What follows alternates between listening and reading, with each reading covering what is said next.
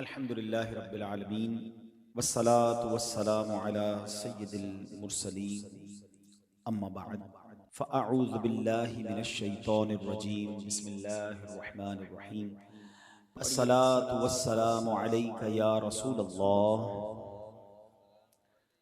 व अला आलिका व अस्हाबिका या हबीबल्लाह अस्सलातु वस्सलामु अलैका या नबियल्लाह व अला आलिका व अस्हाबिका या नूरल्लाह। दुरूद पाक पढ़ने के बेशुमार फ़ज़ाइल व बरक़ात हैं। बहुत सारी रिवायात फ़ज़ाइल दुरूद में मिलती हैं। बाज़ रिवायत में आता है कि बनी इसराइल में एक बड़ा गुनाहगार शख्स था। इतना गुनाहगार था, इतने उसके बुरे आमाल थे कि जब उसका इंतकाल हुआ तो उसके शहर वालों ने उसको बग़ैर कफन दफन किए कूड़े के ढेर पर फेंक दिया। यानी शहर के लोग उससे इतने बेजार थे, उसके आमाल इतने बुरे थे कि nobody ready to give them जनाजा या उसकी तदफीन करें या उसे कब्र में डालें। उन्होंने उठाकर उसे कूड़े के ढेर पर डाल दिया। उस ज़माने में जिस नबी का ये दौर था, ये हज़रत मूसा अलैहिस्सलाम थे। हज़रत मूसा अलैहिस्सलाम को अल्लाह तबारक व तआला की तरफ से वही की गई कि ए मूसा फ़ला जगह पर जाओ, हमारा एक बंदा मौजूद है कूड़े के ढेर पर, उसे वहाँ से उठाओ, उसे गुस्ल दो और उसे कफन दो और उसकी नमाज जनाजा अदा करो, क्योंकि मैंने इसे बख्श दिया है। हज़रत मूसा वहाँ पहुँचे और जब देखा कि एक ऐसा जनाजा या एक ऐसी मैयत है जो कूड़े के ढेर पे शहर वालों ने डाल दी है, मालूम किया तो पता चला ये तो सबसे बुरा इंसान था। और अल्लाह के नबी अगर किसी का जनाजा पढ़ा दें तो वैसे ही उसके तुम्हारे नियारे हो जाते हैं। और खुद रब ने फरमा दिया कि मूसा हमने इसकी बख्शिश कर दी है। आप हैरान हुए। आपने अल्लाह करीम से अर्ज़ की कि मौला इस बंदे ने ऐसा क्या अमल किया, हालांकि सारा शहर इसकी बुराई पर गवाह है, इसके तो अमाल ऐसे कि दफन करने के लिए कोई तैयार नहीं मुसलमानों की कब्रिस्तान है। तो हज़रत मूसा अलैहिस्सलाम को जो रब की तरफ से जवाब आया ना, ज़रा गौर से सुनिएगा। इरशाद हुआ, ए मूसा, एक दिन इसने तौरात को खोला। तौरात वो आसमानी किताब है जो हज़रत मूसा अलैहिस्सलाम पर नाजिल हुई और उस ज़माने के लोग उसे पढ़ा करते थे। क्या उसने एक दिन तौरात को खोला तो उसमें मुहम्मद सल्लल्लाहु ताला अलैहि वसल्लम, हमारे आका जनाब रसूलुल्लाह सल्लल्लाहु ताला अलैहि वसल्लम का नाम लिखा हुआ था। तो अल्लाह पाक ने फरमाया कि ए मूसा, जब उसने मेरे हबीब मोहम्मद सल्लल्लाहु ताला अलैहि वसल्लम उसमें नाम देखा तो उसने आप अलैहिस्सलाम पर दुरूद पढ़ा। एक रिवायत में आता है कि उसने उस नाम को चूमा आंखों से लगाया। ए मूसा, उसका ये अमल मुझे ऐसा पसंद आया कि मैंने इसको माफ़ फरमा दिया, इसके सारे गुनाह माफ़ कर दिए और इसकी बख्शिश फरमा दी। अल्लाह अकबर। एक और रिवायत इसी तरह की मिलती है कि ये जो शख्स था ना, ये इसकी उम्र भी बहुत बड़ी थी। इसकी 200 बरस के गुनाह थे। 200 ईयर्स से ज्यादा इसने उम्र पाई और ये गुनाहों में गुजरी। मगर एक बार जनाब रसूलुल्लाह पर इज्जत के साथ, ताजीम के साथ, रिस्पेक्ट के साथ उसने दुरूद पढ़ा और नामे मुहम्मद सल्लल्लाहु ताला अलैहि वसल्लम की ताजीम की, उसे चूमा, उसे आंखों से लगाया। तो रब को अपने हबीब से प्यार कैसा है कि जो उसके नाम की ताजीम करे, उन पर दुरूद भेजे, वो मालिक करीम उसके सारे गुनाह मुआफ़ फरमा देता है। तो आए मेरे प्यारे इस्लामी भाइयों, ये वाक़या बड़ा बड़ा कमाल का वाक़या है कि पिछली कौम, पिछली उम्मत का कोई गुनाहगार हमारे आका व मौला जनाब रसूलुल्लाह सल्लल्लाहु तआला अलैहि वसल्लम पर दुरूद पढ़े, उनका नाम की ताज़ीम करे तो बख्शा जाए।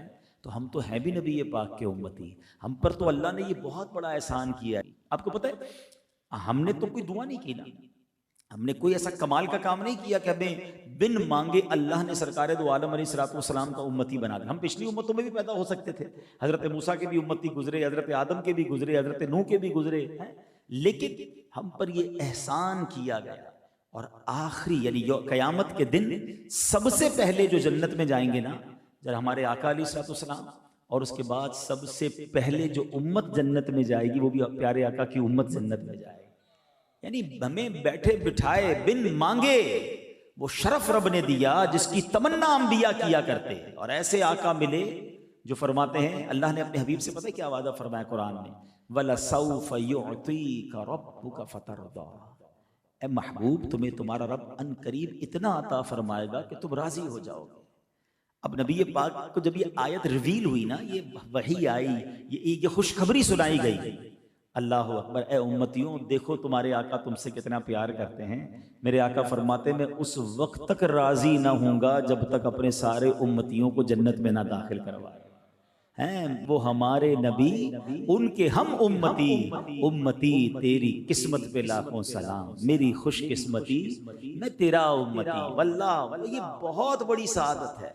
हम सारी जिंदगी रब का फकत इस बात पर ही शुक्र अदा करें ना कि या अल्लाह तेरी मेहरबानी, तूने जनाब रसूलुल्लाह का उम्मती बनाया। क्योंकि हमें ये मालूम है, हमने हदीसों में पढ़ा है, खुद नबी पाक ने बताया है कि प्यारे आका कयामत के दिन अपने उम्मतियों को ऐसे तलाश करेंगे, गुनाहगार उम्मतियों की ऐसे फिक्र करेंगे कि जैसे माँ का बच्चा बिछड़ जाए तो माँ बेकरार हो जाती है।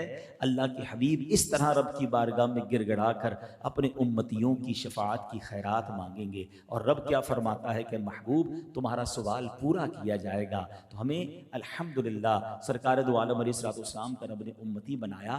तो अब ज़रा सोचो, हज़रत मूसा का उम्मती हो, गुनाहगार भी हो, और जनाब रसूलुल्लाह के नाम की ताज़ीम करे, उन पर दुरूद पढ़े, उसके गुनाह रब माफ़ फरमा दे। तो मैं तो उम्मती भी रसूल पाक का हूँ। अब चाहिए क्या कि नबी पाक के नाम मुबारक की ताज़ीम, सरकार अलैहिस्सलाम पर कसरत से दुरूद पढ़ना अगर मैं अपनी रूटीन में शामिल कर लेता हूँ तो इंशाअल्लाह ज़रूर करम होगा।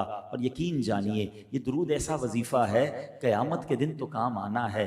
मग़फ़िरत का परवाना तो इसने दिलाना है, मगर दुनिया की मुसीबतें, दुनिया की परेशानियां, दुनिया की क्लैमिटीज वो भी ये दूर करता है। तो अगर आप किसी परेशानी में हैं, बीमारी में हैं, कर्जे में हैं, किसी भी प्रॉब्लम में हैं, दुरूद पाक एक ऐसा वजीफा है जो आपकी मुश्किलों को आसान करता है। वो शायर कहते हैं ना, हर दर्द की दवा है सल्ले अला मुहम्मद, हर दर्द की दवा है सल्ले अला मुहम्मद, तावीज़े हर बला है सल्ले अला मुहम्मद। तो अब अपनी ज़िंदगी का मामूल बनाएं कि कसरत से रोज़ाना अपने एक टाइम बनाएं कि मैंने आज इस वक्त में दुरूद पाक पढ़ने, और इतने पढ़ने हैं, कम से कम 313 मरतबा दुरूद पाक पढ़ने का रोज़ाना का टारगेट बना लें तो इंशाअल्लाह बड़ी बरकतें मिलेंगी।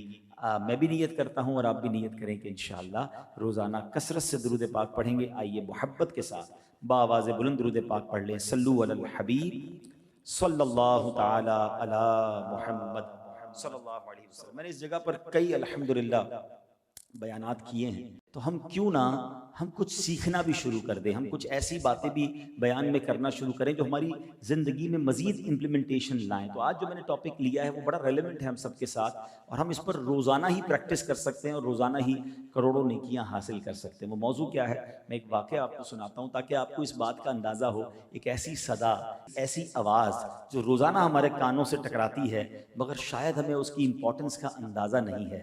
और अगर मैं ये कहूँ तो भी गलत नहीं होगा कि दुनिया में सबसे ज़्यादा जो आवाज़ गूंजती है, आज मैंने उसी आवाज़, उसी सदा और उसी बात पर गुफ्तगू करनी है।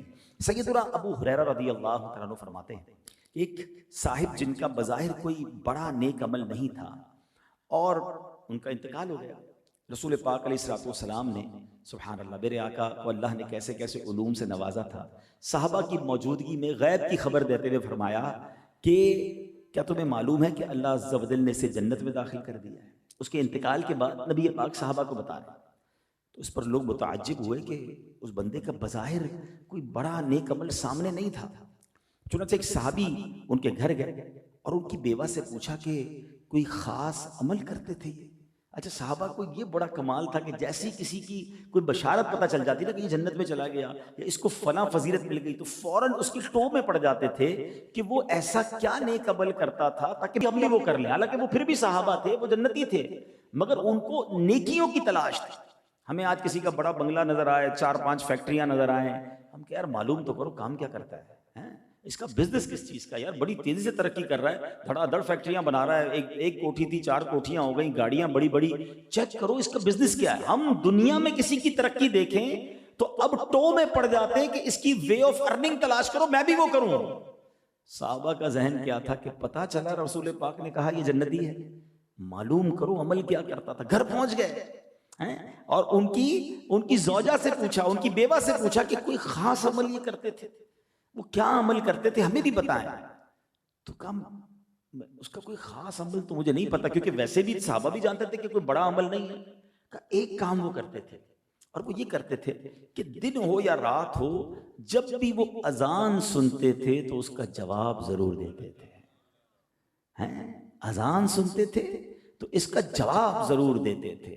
रसूल पाक ने क्या फरमाया कि ये अल्लाह ने इसको जन्नत में दाखिल कर दिया। तो ऐ मेरे प्यारे इस्लामी भाइयों, आज मेरा जो बयान का जो मौजू है ना, वो अजान है। दुनिया में सबसे ज्यादा कंटिन्यू सदा अगर कोई लगाई जाती है, अगर आप गौर करें ना, जो माशाल्लाह दुनिया के नक्शे पर नजर रखते हैं, जो इंटरनेशनल ट्रैवलर हैं, दुनिया के टाइम जोन है, दुनिया में सबसे पहली फजर पड़ी जाती है फिजी के अंदर अप्रॉक्सीमेटली। ये ऑस्ट्रेलिया से भी आगे एक जजीरा है, अल्लाह की रहमत से मुझे वहाँ भी जाने की सआदत मिली, और वहाँ जब हमने फजर पढ़ी थी तो एक दिल में बात आई थी कि आज दुनिया में अगर सबसे पहली अजान फजर हुई है या नमाज फजर हुई तो वहाँ हुई। पाकिस्तान से तकरीबन हम कह सकते हैं कि वो 10 से 11 आवर्स प्लस कर लें, यानी इस वक्त हम यहाँ हैं तो वहाँ इस वक्त हो सकता है कि फजर का वक्त हो रहा होगा, तो वहाँ अब फजर पहली जो है वो शुरू होती है। हमारी फजर 10 घंटे बाद होती है। अब अगर आप दुनिया के नक्शे पर नज़र दौड़ाएं ना, तो फिजी के बाद अब अजानें होना शुरू होंगी न्यूजीलैंड में, तो फिर ऑस्ट्रेलिया में, तो आगे आते जाएं तो ऑस्ट्रेलिया के भी बहुत सारे शहर हैं, तो उसके बाद इंडोनेशिया में, तो सिंगापुर में, अब आगे आएँ तो श्रीलंका में, थाईलैंड में, नीचे आएँ तो फिर इंडिया, तो बांग्लादेश, फिर पाकिस्तान की बारी आएगी। पाकिस्तान से ये वक्त आगे जाएगा तो फिर दुबई, तो आगे जाएँ तो अरब शरीफ। आप अगर दुनिया के नक्शे पर नज़र दौड़ाएं तो फिर यूरोप, आगे जाके अमेरिका, कनाडा, यानी कोई लम्हा ऐसा नहीं है, कोई मिनट ऐसी नहीं है। अभी फजर का ये पूरा सर्कल पूरा नहीं होगा तो फिजी में फिर ज़ोहर की अजानें शुरू हो जाएंगी, अब चलते चलते असर की अजानें शुरू हो जाएंगी, फिर मगरिब, फिर इशा।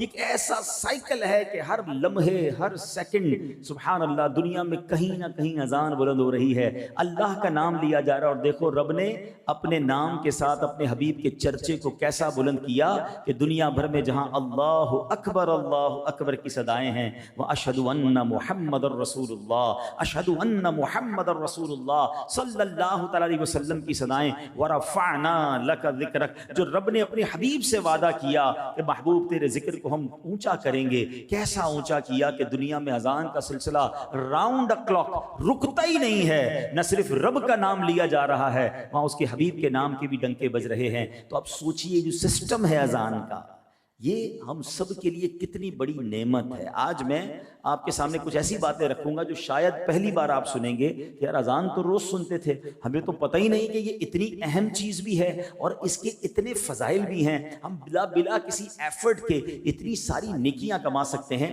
बाज लोग आजान कहते हैं, याद रहे पहले अजान कहते किस तरह है, इसका तलफ्फुज से बच लें। आजान उजुन की जमा, उजुन कहते कान को, ये आजान नहीं है, ये लफ्ज अजान है, ठीक है। और अजान के लुग़वी माना क्या है? खबरदार करना, इंटीमेट करना, बताना कि कुछ इंटीमेशन हो रही है। अब इसकी फजाइल कितने हैं। सवाब की खातिर अजान देने वाला, हदीस पाक सुनिए, मैं 9 हदीसें बयान करने जा रहा हूं और सुभान अल्लाह आप सोचते जाइए, मुअज्जिनीन को भी मुबारक हो, उन लोगों को भी मुबारक हो जो अजान देते हैं और जो अजान सुनते हैं। अल्लाह के हबीब अलैहिस्सलाम फरमाते हैं कि सवाब की खातिर अजान देने वाला उस शहीद की मानिंद है जो खून में लिथड़ा हुआ है, और जब मरेगा तो कब्र में उसके जिस्म में कीड़े नहीं पड़ेंगे। शहीद का मर्तबा दिया गया जो अजान देता है। सेकंड, मेरे आका अलैहिस्सलाम फरमाते हैं मैं जन्नत में गया, मेरे आका ने मेराज की रात जन्नत की सैर फरमाई है ना, फरमाया मैं जन्नत में गया, उसमें मोती के गुंबद देखे, उसकी खाक मुश्क की है। पूछा ए जिब्रील ये किसके वास्ते है? तो उन्होंने अर्ज की हुजूर आप अलैहिस्सलाम की उम्मत के मुअज्जिनों और इमामों के वास्ते है। इमाम और मुअज्जिन की कदर किया करो। ये वो हस्तियां हैं कि इतनी कम सैलरी में, इतने कम मुशायरे में, दुनिया में लोग कहते हैं डिसिप्लिन होना चाहिए। आपने भी ट्रैवल बहुत किया, अल्लाह की रहमत से मैंने भी दुनिया देखी है। कभी ना कभी मौसम की वजह से, फॉग की वजह से ट्रेन भी लेट होती है तो जनाब जहाज भी लेट होते हैं, एयरपोर्ट बंद हो जाते हैं। मगर मुझे बताओ, आंधी हो या तूफान हो, गर्मी हो या सर्दी हो, जब अजान का वक्त होता है, एक ही वक्त में लाखों मस्जिदों में अजान की आवाज बुलंद होती है। जब जमात का वक्त होता है, ऑन टाइम जमात होती है, जो डिसिप्लिन हमारे इमाम और मुअज्जिनीन ने सारी दुनिया में कायम किया हुआ, ऑल अराउंड द वर्ल्ड। आप घड़ी मिला लें अपनी, 9:15 बजे जमात है, 9:15 घड़ी में आपकी घड़ी आगे पीछे होगी, मस्जिद की जमात खड़ी हो जाएगी। ये क्या है? ऐसा सिस्टम पूरी दुनिया में मुअज्जिनीन और इमाम ने कायम किया है। मगर नॉर्मली आज हम उस मस्जिद में करोड़ों रुपए खर्च करने के लिए तैयार हैं, उसकी टाइलें लग जाएंगी, उसमें एसी लग जाएगा, सर्दी वाले इलाकों की मस्जिदें तो हीटर लग जाएगा। इमाम साहब की तनख्वाह में इजाफा करने के लिए कोई तैयार नहीं। आज भी पाकिस्तान की मस्जिदों में 7-8 हज़ार रुपए इमाम की तनख्वाह रखी जाती है। गरीब इलाकों में, छोटे इलाकों में, शहर के अंदर भी जाओ तो 20-25 हज़ार इमाम को देने में कमेटी वालों की जान जाती है। अल्लाह के बंदों, हदीस में मैं मर्तबा बता रहा हूं कि उन इमाम और मौज़िनीन के लिए जन्नत में गुंबद तैयार किए गए हैं। और आज अच्छा फिर हम इमाम साहब कहे यार इमाम साहब पता नहीं क्यों किसी शख्सियत से कोई कर्जा मांग रहे हैं, जनाब कोई अपनी तरकीब बना रहे हैं। 20-25 हज़ार में किसका गुजारा होता है? आप इमाम को इतना खुशहाल कर दें कि इमाम जनाब अच्छे तरीके से आपकी तरबियत करे। एक तरफ तो कहते हैं पीछे इस इमाम के, और इमाम को गरीब और फकीर देखना चाहते हैं। क्यों नहीं हम अपने किसी प्रोफेसर, किसी टीचर और किसी जनाब कॉलेज के प्रिंसिपल जैसी तनख्वाह इमाम को नहीं देते, ताकि हम सबका वो इमाम है, ताकि किसी तरीके से उस पर शैतान हमला ना करे। और वो किसी अच्छा बाज़ औक़ात ऐसा भी देखा कि इमाम साहब बेचारे इमामत भी कर रहे हैं, कई साथ नौकरी भी कर रहे हैं, क्योंकि उसका घर का गुजारा पूरा नहीं हो रहा। ये ना करें, इनकी कदर करें। यह इन्होंने हमारी मस्जिदों का, हमारे इस्लामी निज़ाम को किस तरह संभाला हुआ है। आगे चलिए, अजान देने पर बात हो रही थी, चलें ज़मीनन मैंने ये बात भी कर ली। हदीस पाक में आता है जिसने 5 नमाजों की अजान ईमान की बिना पर बनियत सवाब कही, उसके जो पहले गुनाह हुए हैं वो मुआफ हो जाएंगे। और जो ईमान की बिना पर सवाब के लिए अपने साथियों की 5 नमाजों में इमामत करे, उसके गुनाह जो पहले हैं वो भी मुआफ कर दिए जाएं। ये मुअज्जिन और ये इमाम, सुभान अल्लाह। एक और हदीस पाक, अजान कितनी कमाल की नेमत है। प्यारे आका अलैहिस्सलाम फरमाते हैं शैतान जब नमाज के लिए अजान सुनता है तो भागता हुआ रोहा पहुंच जाता है।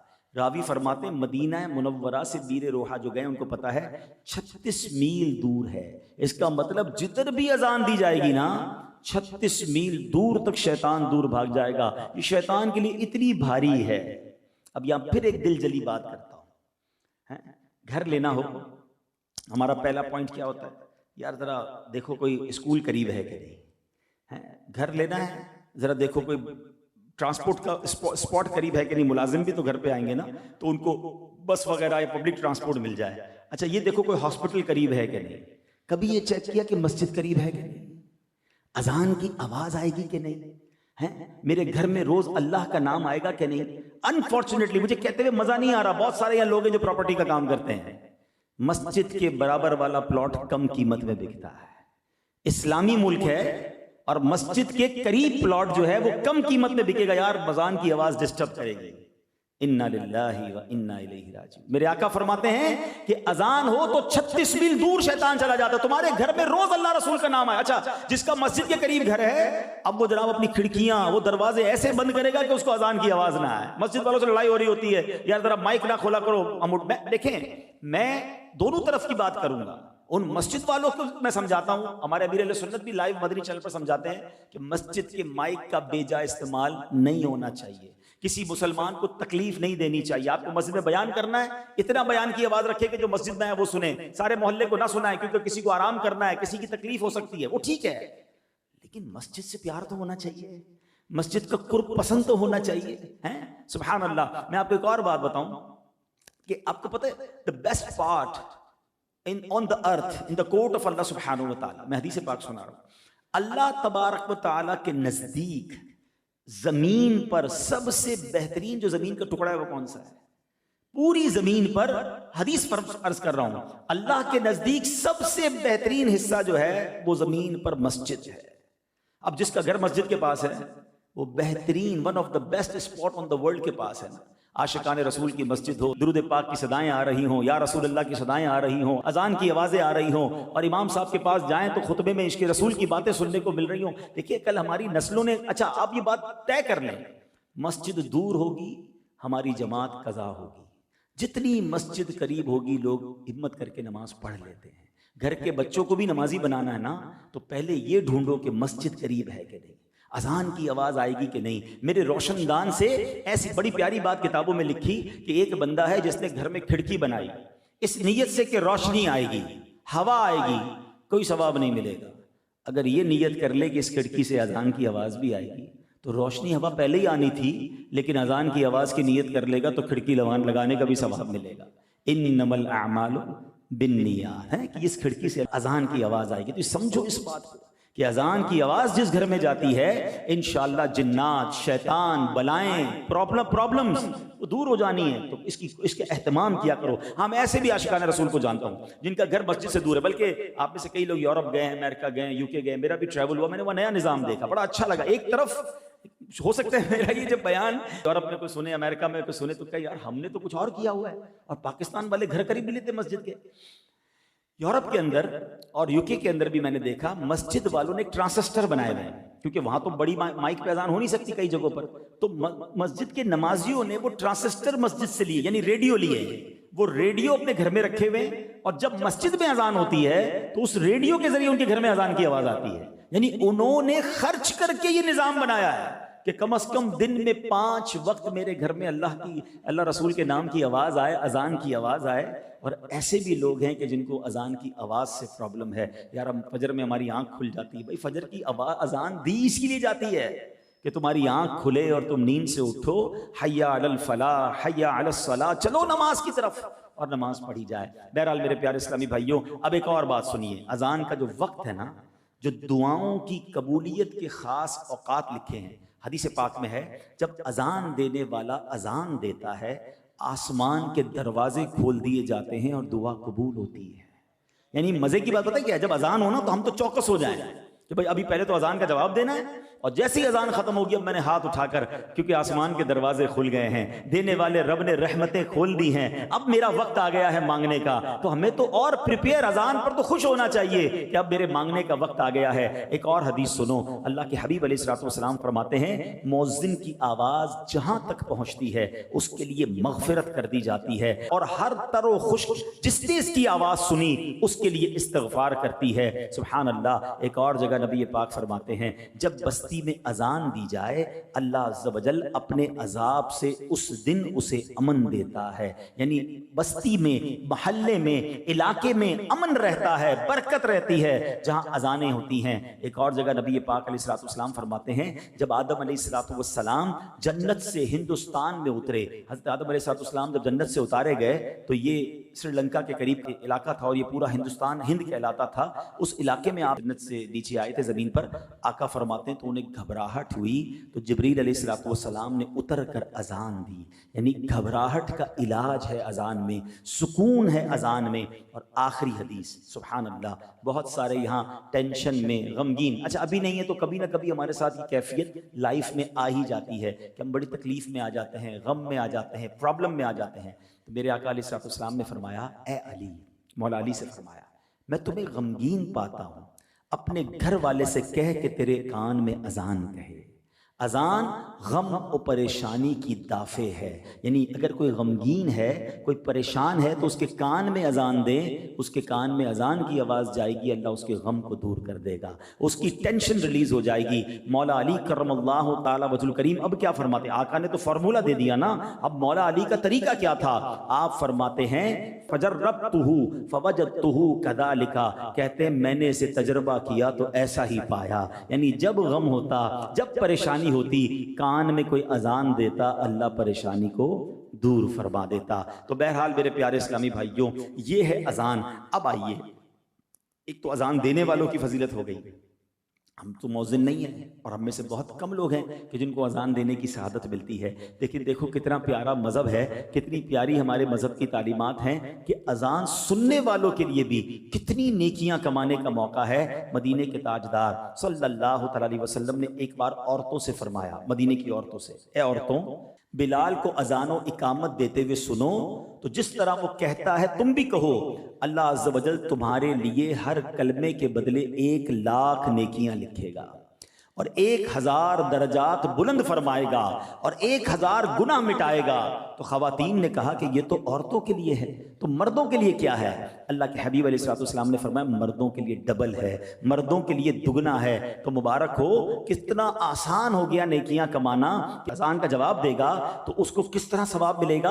अल्लाहु अकबर, अल्लाहु अकबर, ये 2 कलमे हैं जो इसको रिपीट करेगा। जब मौज़िन साहब अज़ान की देते हैं, आपने भी कहा अल्लाहु अकबर, अल्लाहु अकबर, तो ये 2 कलमे हो गए।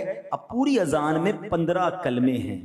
अगर कोई इस्लामी बहन अजान का जवाब देती है, मौज़िन साहब जैसे कहते हैं और हमारी वो बहन दोहराती हैं, तो 15 लाख नेकियां मिलेंगी, 15,000 दरजात बुलंद होंगे, 15,000 गुनाह मुआफ हो जाएंगे।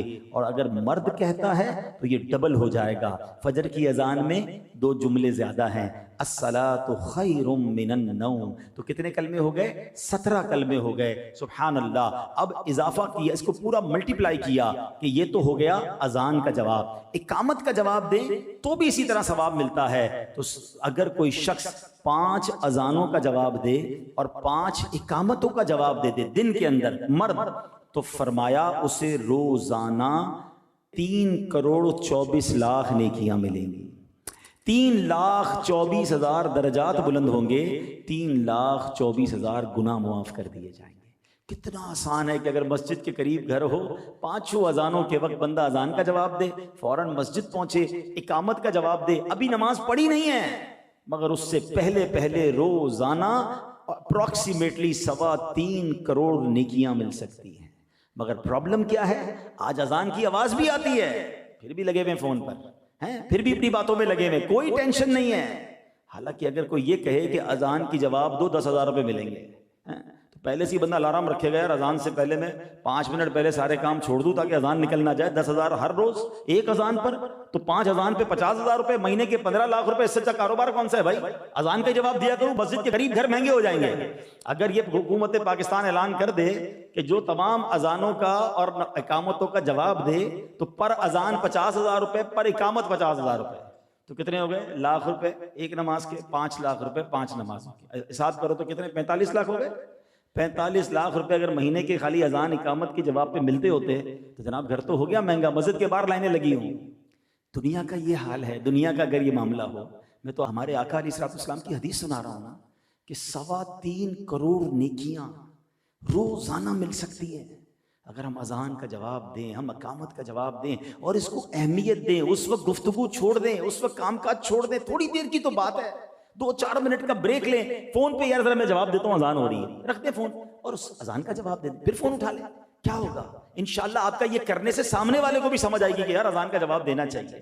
तो अजान का जवाब, हाँ ये जरूर है कि अगर शहर में एक साथ कई अजानें हुई तो किसी भी एक अजान, पहली अजान का आप जवाब दे दें, बाकी फिर अजानों का जवाब देना जरूरी, देना चाहें तो दूसरों का भी दे, सवाब कमाएं, लेकिन एटलीस्ट पहली अजान जो है उसका जवाब हमें जरूर देना चाहिए। तो मेरे प्यारे इस्लामी भाइयों, अच्छा अब एक बड़ी मिस्ट्री, एक बड़ी बात फैलाई जाती है, क्वेश्चन भी बहुत किए जाते हैं कि क्या नबी पाक अलैहिस्सलाम ने कभी अजान दी?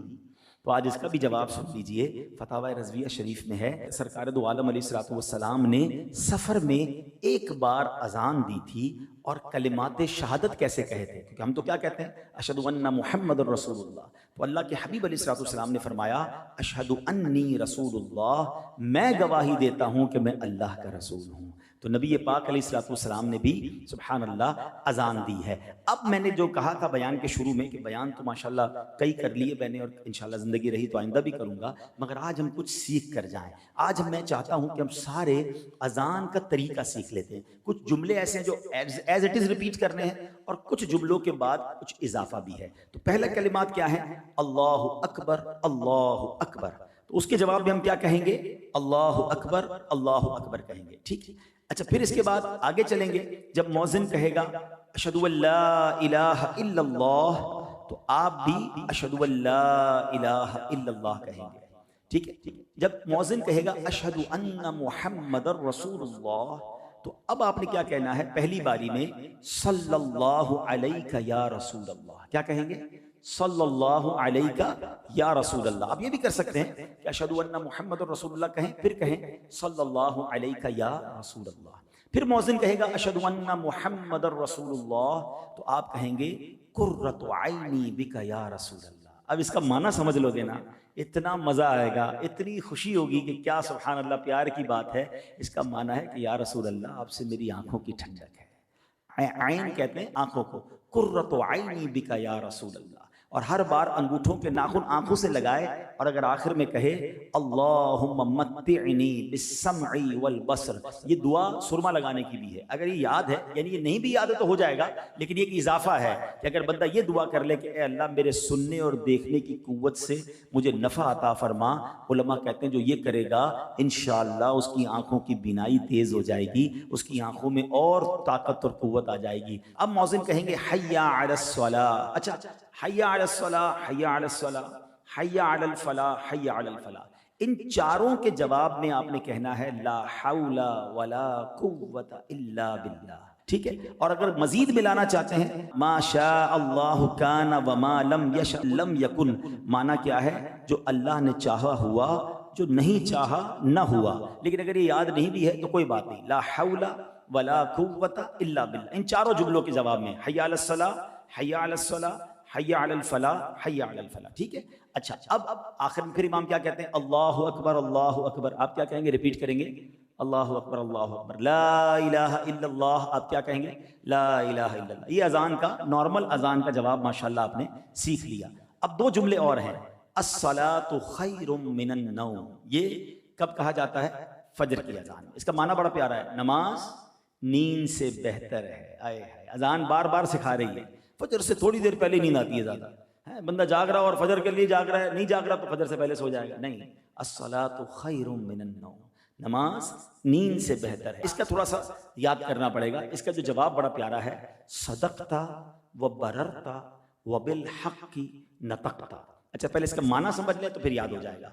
तू सच्चा और नेकूकार है, तूने हक कहा। यानी जो मौज़िन कह रहा है ना, आप उसको कह रहे हैं कि तू सच कह रहा है, तू नेकूकार है और तूने हक कहा है। सुभान अल्लाह, इंडोज किया जा रहा है उसको कि वाकई नमाज नींद से बेहतर है। तो क्या कहेंगे, सदकता व बररता व बिल हक़्क़ि नतक़ता, सदकता व बररता व बिल हक़्क़ि नतक़ता। मैं आपको आसान कर देता हूँ।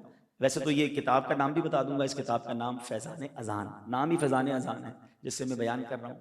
दावत-इस्लामी.net से इसको डाउनलोड कर लें, आपके मोबाइल पर आ जाएगी फ्री में। और आप इसको सारी अजान के फ़ज़ाइल भी जो मैं बयान कर रहा हूँ सब इसमें मौजूद है, और ये जवाब भी मौजूद है। मैं फिर चोट करने के लिए क्या ये स्कीम अनाउंस हो जाए कि एक अजान के जवाब पर इतने लाख रुपए मिलेंगे, एक इकामत के इतने लाख मिलेंगे, तो कितनी फिक्र हो जाएगी। मैं तो करोड़ों नेकियां बता रहा हूँ। पैसे तो यहाँ खत्म हो सकते हैं, छिन सकते हैं, कोई लूट सकता है, नुकसान हो सकता है। नेकियां तो डिपॉजिट हो गई ना, वो तो मिलनी है इंशाल्लाह अल्लाह की रहमत से। अगर नीयत अच्छी हुई, अल्लाह की रिजा की नीयत हुई, तो आज ये फार्मूला लेकर जाए। यानी मुझे मजा ये आए कि अब कल से घरों में जवाब दिया जा रहा हो, ऑफिस पे रुक जाए आदमी के, नहीं यार कल बयान सुना था, रुक जाओ भाई, अजान का जवाब देना है, मुझे नेकियां कमानी है, तो मजे को मजा आ जाएगा। अच्छा, मैं आपको और आसान कर देता हूँ। 3-4 जगहों पर एक्स्ट्रा जुमले हैं, बाकी तो टोटल अजान ही है ना। जो मौज़िन साहब कह रहे हैं वही रिपीट करना है। अगर आपको वो जुमले फिलहाल याद नहीं है तो जो मौज़िन कह रहे हैं आप दोहराते जाए, ठीक है। और आहिस्ता आहिस्ता जो मैंने कहा कि इसका क्लिप निकाल लीजिएगा तो और याद हो जाएगा। 3-4 जगहों पर ही चेंजिंग है। हय्या अलस सलाह, हय्या अलस सलाह, हय्या अलल फलाह, हय्या अलल फलाह का तो आसान जवाब है, सबको याद है, ला हौला वला कुव्वता इल्ला बिल्लाह, ठीक है ना। तो अस्सलातु खैरुम मिनन नौम का जवाब 3 बार रिपीट कर लेते हैं, जिसको याद हो गया याद हो गया। तो अस्सलातु खैरुम मिनन नौम का जवाब क्या है, सदकता व बररता व बिल हक़्क़ि नतक़ता, सदकता व बररता व बिल हक़्क़ि नतक़ता, सदकता व बररता व बिल हक़्क़ि नतक़ता। तो ये इंशाल्लाह याद कर लें। मौज़िन को दुआ भी दे रहे हैं और उसकी बात को इंडोज कर रहे हैं। तो माशाल्लाह ये आपका अस्सलातु खैरुम मिनन नौम का भी जवाब हो गया। अब एक और इकामत का एक जुमला है जो नॉर्मल अजान से हटकर है। वो क्या है, कद क़ामतिस सलाह, ठीक है। उसका जवाब भी तो देना है ना। जब कद क़ामतिस सलाह का मौज़िन साहब कहेंगे, बाकी तो नॉर्मल इकामत का वही जवाब है जो अजान का जवाब है, तो उसका जवाब देंगे अक़ामहल्लाहु व अदामहा मा दामतिस समावातु वल अर्द। इसका तर्जुमा बनेगा, अल्लाह उसको कायम रखे जब तक आसमान और ज़मीन हैं।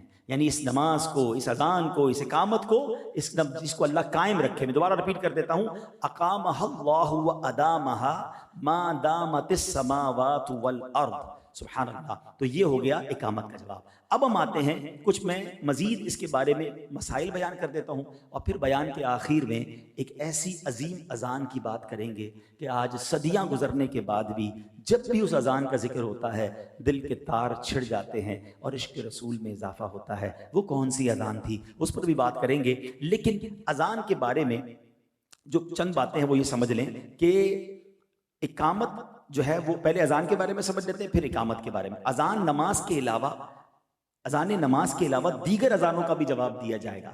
मसलन अगर कोई बच्चा पैदा होते वक्त किसी के कान में अजान देता है तो उसका भी जवाब दे लें। आला हज़रत फरमाते हैं तो जब बच्चा पैदा हो, अब ये बड़ा प्रॉब्लम है, जैसे ही बच्चा पैदा होगा ना सारी फैमिली को टेंशन शुरू हो जाएगी, यार अजान के लिए किसी को बुलाओ। भाई क्यों किसी को बुलाओ भाई, आपको अजान देना नहीं आती?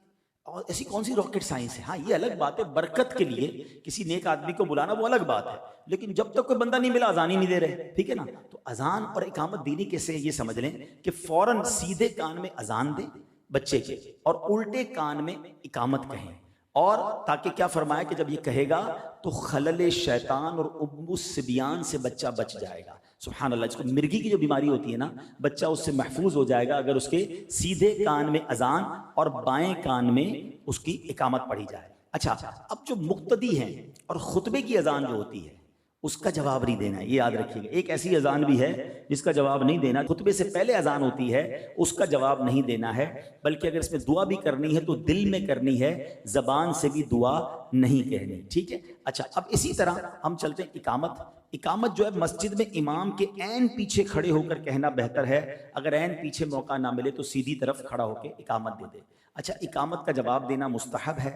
इकामत के जो कलिमात हैं वो जल्द जल्द कहने चाहिए, और जितने लोग बैठे हैं वो जब हय्या अलल फलाह कहा जाए तब वो खड़े हुआ करें नमाज के लिए। कुछ लोग खड़े होकर इकामत का इंतजार करते हैं, नहीं, बैठ जाएं और उसके बाद जब हय्या अलल फलाह हो तो उस पर खड़ा होना चाहिए। अजान कब कब दी जा सकती है ये भी जरा सुन लें। बच्चे के कान में, गमगीन के कान में, अभी आपने मौला अली की रिवायत सुनी कि जब कोई शख्स गमगीन हो, परेशान हो, उसके कान में अजान दे, इंशाअल्लाह उसका गम दूर हो जाएगा। मिर्गी वाला जब उसको मिर्गी का दौरा पड़े ना, उसके कान में अजान दे, इंशाअल्लाह उसको इफाका हो जाएगा। गजबनाक और बदमिजाज आदमी के कान में, अच्छा बदमिजाज जानवर के कान में, अगर कोई जानवर नहीं हाथ में नहीं आता, बहुत बिगड़ जाता है, उसके कान में अजान दे।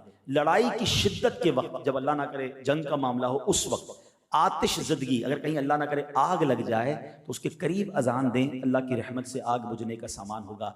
मैयत को दफन करने के बाद जिन की सरकशी के वक्त किसी पर जिन सवार हो जाए तो उस वक्त भी अजान दी जाए। जंगल में रास्ता भूल जाएं और कोई बताने वाला नहीं, सुभान अल्लाह, उस वक्त भी अजान दे।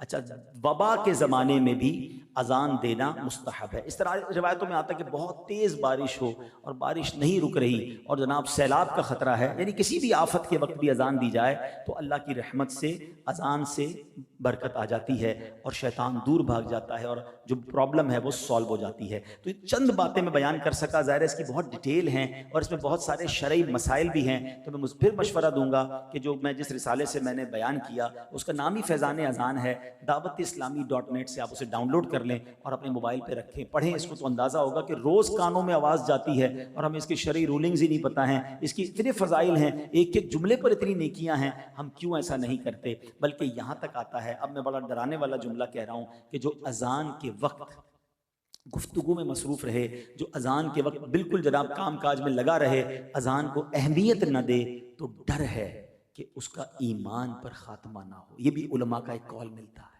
तो हमें अजान के वक्त कॉन्शियस हो जाना है, अदब करें, अजान का एहतराम करें, हैं, ताकि इंशाअल्लाह इसकी बरकतें मिलें। तो बहरहाल मेरे प्यारे इस्लामी भाइयों, जब भी अजान की बात होती है तो मौज़िन रसूल, आशिक़े नबी सल्लल्लाहु अलैहि वसल्लम हज़रत बिलाल हबशी का जिक्र ज़रूर होता है, और वो ऐसी अजान दिया करते थे कि जिसकी मिसाल दुनिया में कहीं नहीं मिलती। मगर हुआ ये कि जब नबी पाक अलैहिस्सलाम ने दुनिया से पर्दा फरमाया, ये सहाबा के लिए एक समझ लें क़यामत का मंजर था। वो रियलाइज़ ही नहीं कर सकते थे कि नबी पाक के बगैर भी कोई ज़िंदगी है।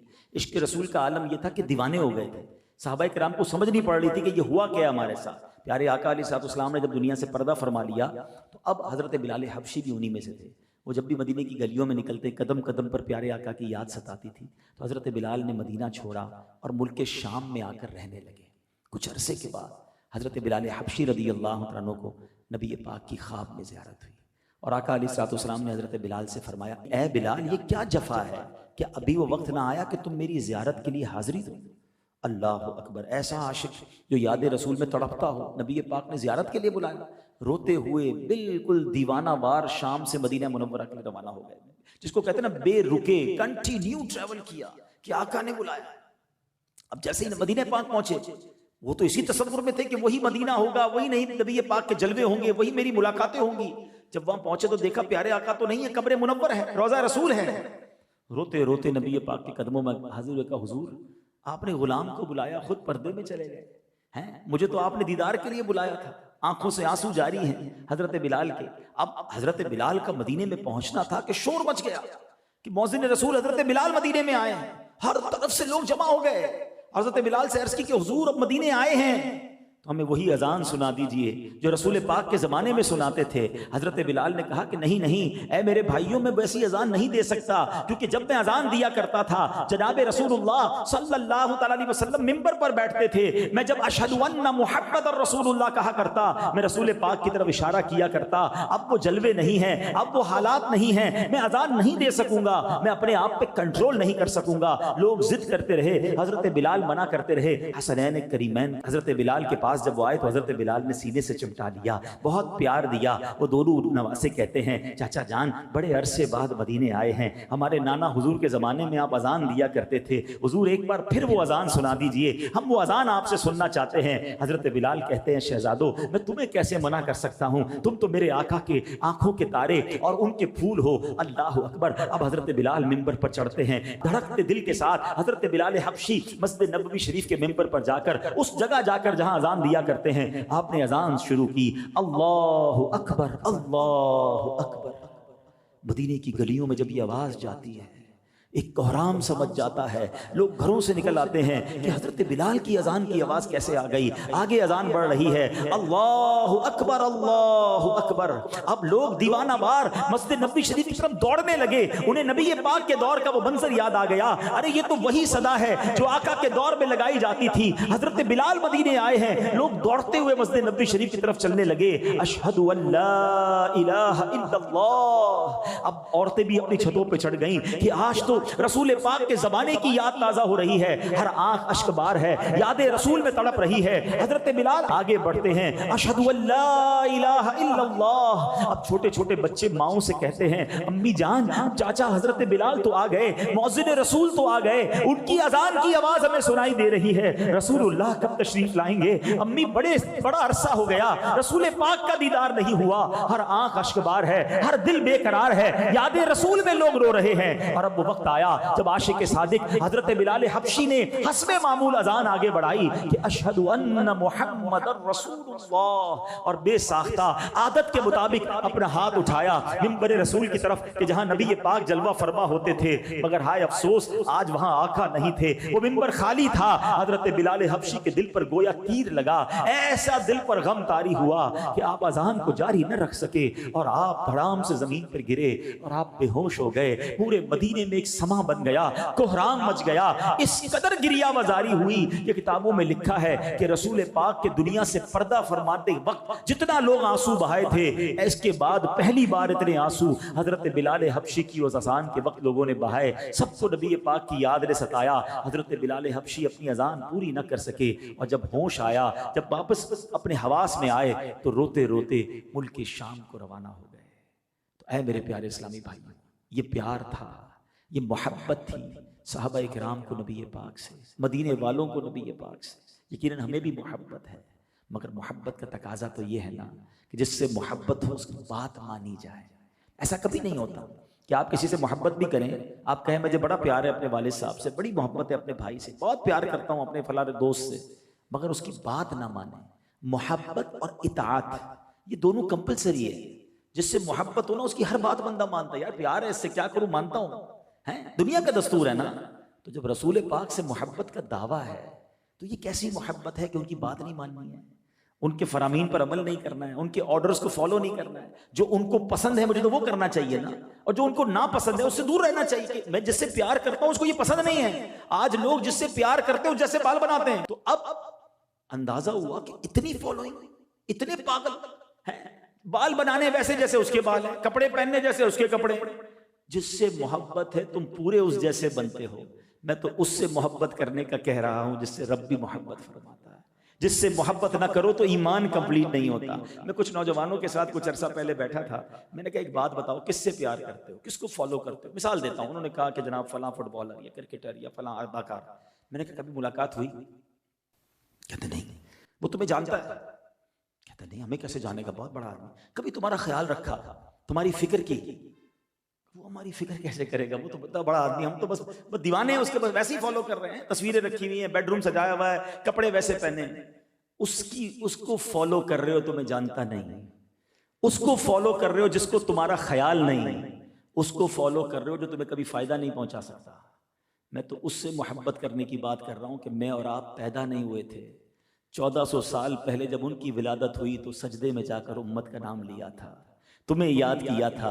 पढ़ते हो ना सलातो सलाम में शेर, रब्बे हबली उम्मती कहते हुए पैदा हुए, हक ने फरमाया कि बख्शा अस्सलातो वस्सलाम। अरे पैदा हुए तो हमें याद किया।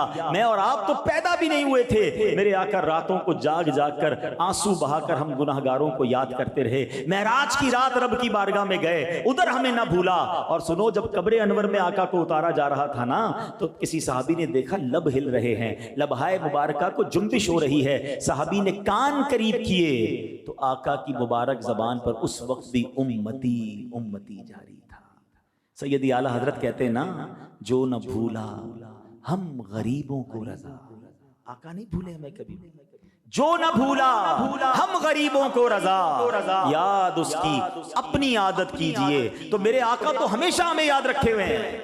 हम कैसी मोहब्बत कर रहे हैं कि वो तो ना भूलें। अच्छा, अब बताओ किससे प्यार करना चाहिए कि जो हमें याद रखता है, हमारे लिए दुआएं करता है। इन लोगों से प्यार करें जो जानते भी नहीं हमें हैं।